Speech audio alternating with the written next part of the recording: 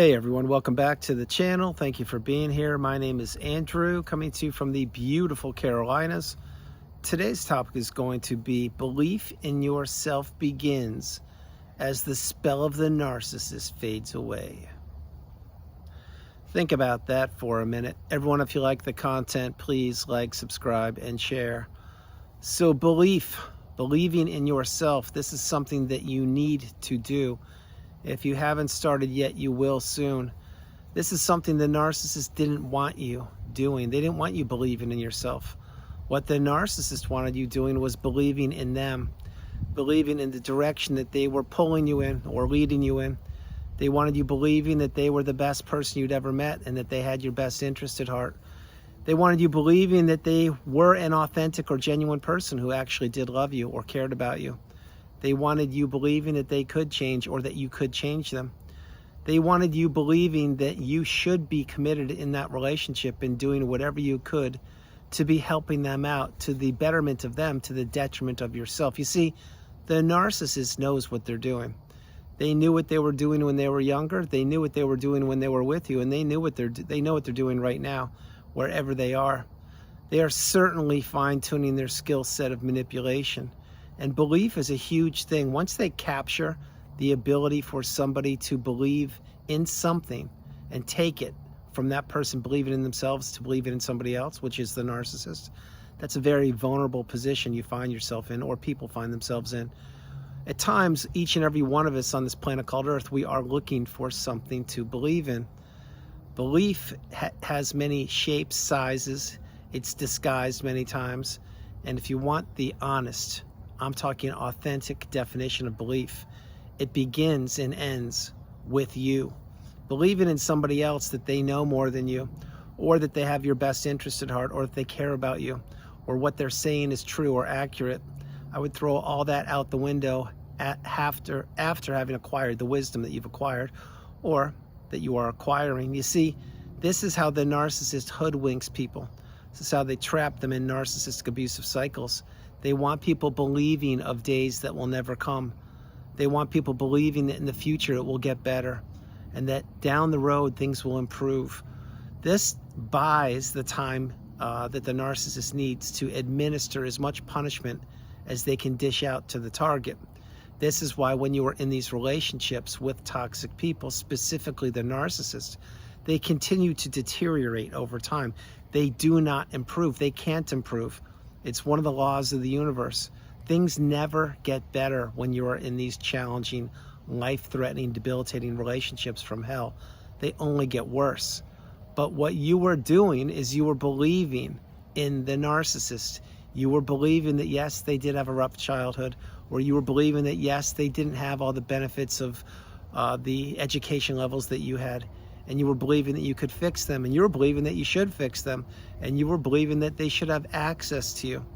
You need to throw all that out the window once you recognize that that person you're considering, yes, the apex predator, the narcissist, they played on your heartstrings. They preyed, P-R-E-Y-E-D, on your heartstrings. They wanted you believing in whatever they were selling you. Picture, if you will, a used car. I've used this example for many years on the channel. Picture a used car that you were considering purchasing. It's got a brand new paint job, but underneath the hood, there's no engine, or there's some broken parts, or it doesn't work properly, but it looks great on the exterior. There's your narcissist right there in a nutshell. They may appear to be quite appealing, alluring, if you will, charming, maybe beautiful, or so handsome, or so educated, or they use their words so intelligently. Well, that's all the exterior. That's the mask. The narcissist wears multiple masks for any audience they are performing for at any given moment in their life. Sometimes the masks are for a person, a group of one, which was you. Sometimes the mask the narcissist wears for is a larger audience. Maybe it's a school that they're at, or maybe it's a business meeting they're in, or maybe it's on an airplane or in a restaurant or in traffic. But the narcissist is always performing. And what they wanted you doing is they wanted you putting out the fires that they were starting intentionally. They wanted you dealing with all the drama that they were creating on purpose. They wanted you to turn a blind eye and ignore the triangulation that you were going through. They did not want you to look at your bank account, even though you were being financially abused. They did not want to co-parent with you. They wanted to counter-parent with you, which means blow up your parental rights or not say that you were doing the right thing. And they did so many other things in between. What about the smear campaign? I've talked about that for so many years. The smear campaign is when the narcissist is igniting the match of all the kindling wood that they've laid out throughout all the time you were in the relationship with them of abuse. And all it takes is one match strike to light that flame. And then boom, all the people that they were peppering with all the falseness of the lies that they were telling, or all the lies they were telling about you, now it all comes to fruition in the tiny little brain of the narcissist, because they were painting a picture of you that was untrue, unbeknownst to you. This is what the narcissist does. So as you are believing in the narcissist and believing that that relationship could be fixable, not knowing that it was an irreparable relationship that could never be fixed, and that the narcissist knew that, and they knew that you didn't know that, as you were doing that and staying stuck in the spin cycle of abuse, the narcissist was simply stringing you along longer and longer, every once in a while giving you a little dose of euphoria or a little speckle of the love bomb, keeping you in the narcissistic fog longer and longer. And while they were doing that, they were grooming other sources of supply, recycled some of the more new sources of supply, others were. But what they were doing is getting ready to insert your replacement into the time frame or the time slot. If you remember the old box TV days, we used to have a thing called the TV Guide. At 8 o'clock was this program, at 8:30 it was that program, from 9 till 10 was that program, 10 till 11 was that program, 11 till 11:30 was the nightly news, and then there were late night comedy shows, etc. Well, see, that's what the narcissist does. They just plug in people like the TV Guide used to with the schedule of their life. And if you don't fit into that schedule, you'll be ostracized, you will be abused, you'll be manipulated, you'll be isolated, you will be penalized and punished and more. If you do fit into their script, well, then you will be able to have the ongoing time slot for a period of time until when? Until you get canceled. A little graphic, but that's what the narcissist does. That's why once you get the wisdom and you apply the tools, you need to run for the hill or the hills as far away from these people as you possibly can. That's why you must maintain no contact. You must have boundaries, implement them, and you must believe in yourself, not in the mask, not in the verbal abuse the narcissist had dished out to you in the past. I'll give you an example that I've shared with in videos over the years. I had multiple knee surgeries. At one point, the narcissist told me that I'd never walk again, and that many people that get knee surgeries, they never can function properly again. And truth be told, I listened to it and I was scratching my head saying, but why would you say that? Like, I'm going through life-changing surgeries here. Like, I don't get it. Well, they were trying to plant seeds of doubt in my mind. They were trying to have me believe that they knew better than doctors, or better than I knew myself. Well, it didn't work that way. How it worked is I'm walking just fine now, and the narcissist by now has slithered off to multiple sources of supply, and they are looking to try to find something to fill that bottomless pit within them, to fill that void that can't be filled for any length of time. But what they need is they need people believing in the nonsense that they're selling, in the toxicity they're selling, in the false narrative of their childhood or their background or their upbringing or their former relationships, which I'll talk about in a minute. Many of the former relationships the narcissist had, you will never know those people. You may have heard their names once or twice, maybe you heard their names more than once or twice, but some of those people were made up. They were fabricated. They never existed. Yes, that is true. Other people may have been real, but the narrative that the narcissist told you, that probably wasn't true. It was probably painted in a light to make you feel sorry for them, that they were abused, they were manipulated, that nobody loves them, and that you could be the white knight in shining armor and fix them or fix the relationship. Again, that's all by perfect design when you don't have the wisdom. But then again, the narcissist wanted you believing in something. So now fast forward to the ending of the relationship. When you're healing, or as you've healed, or after you've healed, you now realize that you have to start believing in yourself.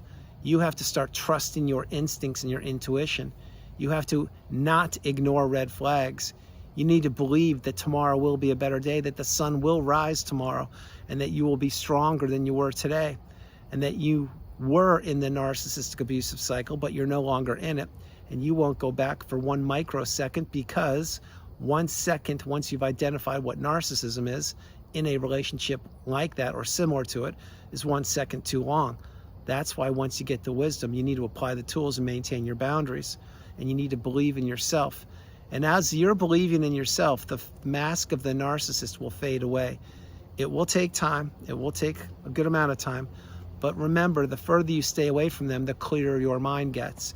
The clearer your mind gets, the stronger you get. The stronger you get, the weaker they get. The weaker they get, the less they matter to you. The less they matter to you, the less you see that mask, that facade that was right in front of you for such a long period of time. The smirk, the grin, the side eye, the stare, the rage fits, the things being thrown at you, the doors being slammed, being walked in front of 40 feet, all the bills you had to pay, even though the narcissist had a pocket full of money, all the time you raised their kids, all the bills you paid, everything you did and more. You can't forget those days. You need to learn from those days and take those lifelong learning lessons and apply them in present day and not predict the future. But you need to not forget what you experienced, because you're one of the few people who was in the narcissistic abusive cycle. You made it out.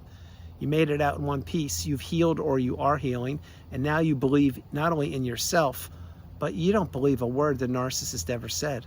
As a matter of fact, you're taking anything they ever said with a grain of salt.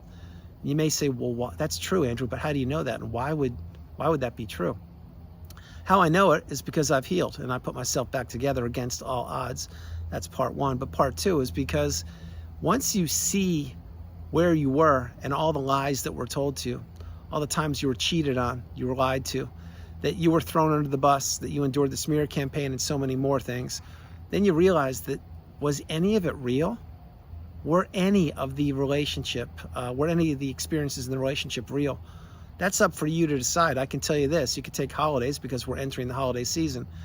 Did I spend time in the toxic relationship with a person who was trying to abuse me, manipulate me, and destroy my life? Absolutely.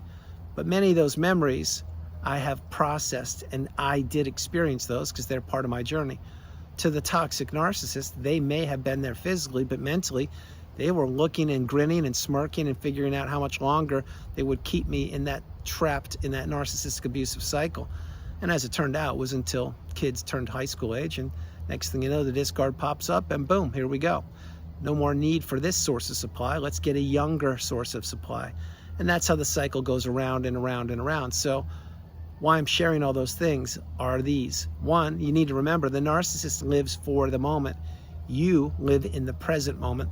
There's a huge difference there, a huge contrast.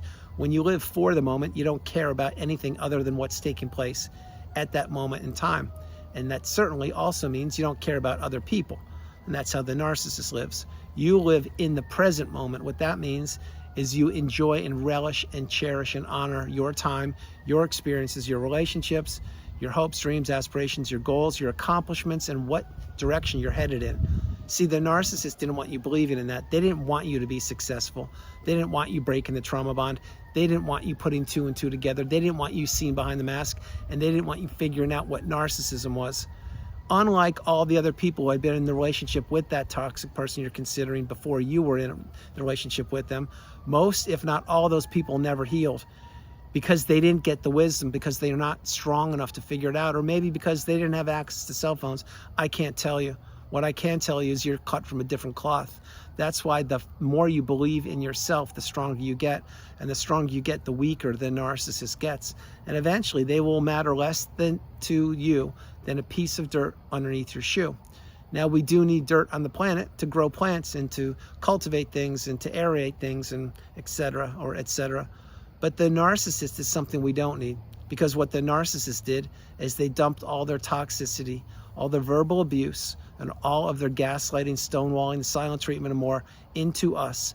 They took the best of us at that moment in time, or during that period of time. They had us doubting ourselves, not believing in ourselves, believing that we would never see better days, believing we wouldn't put ourselves back together, believing that we wouldn't walk, if you get my point, and believing that they were the best thing we ever had. Well, that's not reality. What reality is you can walk just fine. At least that's my hope. Your mind is clear. At least that's my hope. And you've broken the ties from the narcissist in that relationship, which include the emotional, the financial, the physical, and the spiritual tie. When you break those ties and you go no contact and you maintain no contact, then you realize that you really are a beautiful, bright, shining light. That is you. You are golden. You are glowing. You are becoming who you've always meant to be. You've broken down the walls. You've changed, you've elevated, you've ascended. You are no longer participating in the toxicity of humanity. You now have boundaries up, and you now have been someplace that very few people will ever be at, and you've also escaped it, and you've healed. You are a very, and I mean very strong person. You're full of resilience, of purpose, of positive energy, of golden abundance, and of direction. The narcissists did their best shot, and they took their best shot to have you believing in them and have you doubting yourself. And truth be told, it worked until when? That's right, until it didn't. And when it no longer worked, that's when you put all of that energy. This is you, and this is also energy. This is when you put all that energy into yourself, and you removed it from giving access to the narcissist, sending them money, being available to them, having them be an emotional vampire and steal your energy, your time, and spread gossip and news about you. When all that went away, and it took time for it to go away, you healed. And as you healed, you elevated and ascended into that golden spot right there, which is called the mountaintop, the pinnacle of indifference. And this is where you become who you were always meant to be. And it took a lot of work to get to where you are or where you're going. And you had to go through that hell of a relationship called the narcissistic abusive cycle. You didn't want to go through it. There was no other way. You had to go through it, which is why you're here in the community. You're getting your cup full, and you realize you will never, and I mean never, tolerate toxicity again. And that all of these people that tried their best to take you down and to punish you and to trap you and smear you and to abolish you, your existence and your mindset and everything about you, they don't matter at all, because they are the weak ones. They needed a target. They needed someone to go after. And the ringleader of the person who was trying to destroy your life, yes, it was the narcissist. But again, they failed, and they failed miserably when it came to trying to destroy your life. They threw a curveball in it. They changed the trajectory and the direction of your life. But now you're either at the mountaintop of indifference, or you are arriving there. Any way you cut it, you need to continue to believe in yourself the way I believe in you. Belief is a very powerful tool. It's a very powerful instrument. And when you are believing in somebody who turns out to be an abuser, a manipulator, an apex predator, a narcissist, and they can mold and shape and direct the way you're believing in certain things and take it away from where you should have been believing in things, and they focused it on them, that is a not good spot to be in. I was there for 6+ years. You were there maybe even longer. I can't tell you, but you're out, or you're about to be out. And when you heal, you will realize that this is you, the golden, beautiful sunshine, the positive energy that radiates through you like it always has, which is why you are cut from a different cloth. It's also why you are targeted like a moth to a flame. You're the flame. The narcissist was the moth, and they tried their best to extinguish you, but they couldn't do it, unlike all the other people that they had encountered before you. So everyone, that's the video. I hope you liked it. I loved doing it from the chilly Carolinas. This is Andrew. Namaste. Have a great afternoon, evening, or morning, no matter where you are on the planet. You are not alone. I love you all. And I'll talk to you tomorrow. Realize a few things. That if where you are is where you want to be, that's a great thing. If where you are is not where you want to be, that means there's work to be done. That work needs to be done by you. One of the things you will have to do is rebuild your life any way you cut it. You may have to get a new phone number, a new email. You may have to relocate. You may have to get a new job. You may have to move to a different city, town, state, country. What you will have to do is you will have to stay in that cocoon of boundaries and heal properly. You will have to journal. You will have to meditate.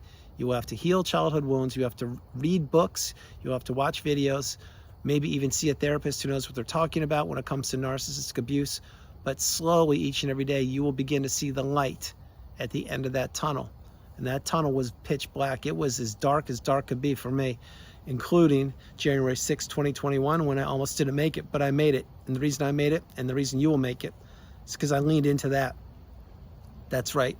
The golden, beautiful, bright, shining light that radiates within me and within you. You need to lean into that, and you need to believe in yourself the way I believe in you.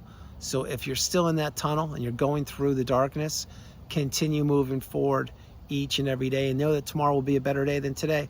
And if today was a great day, embrace it. Tomorrow still will be a good day, if not a better day. Stay on the path, continue moving forward each and every day.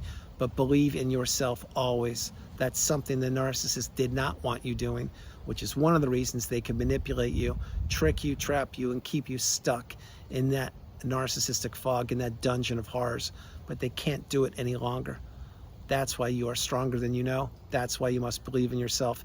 And that's why you need to throw out all of the rhetoric, all the words, and all the nonsense that the narcissists try to dump into you. They knew what they were doing. They were abusing you, and they tried to take you down for the count, but they failed. I love you all. God bless you, and I'll talk to you tomorrow. Bye, everybody. And here are the babies. They're going to say hi to you. There is Nelson and Noah. Hey, Nelson and Noah. Hi. Hi. Oh, look at that. Oh, you're so good. Yes. Well, thank you. Here they are. They're saying hi. Oh, double babies. Yay. I love y'all. God bless you. Bye.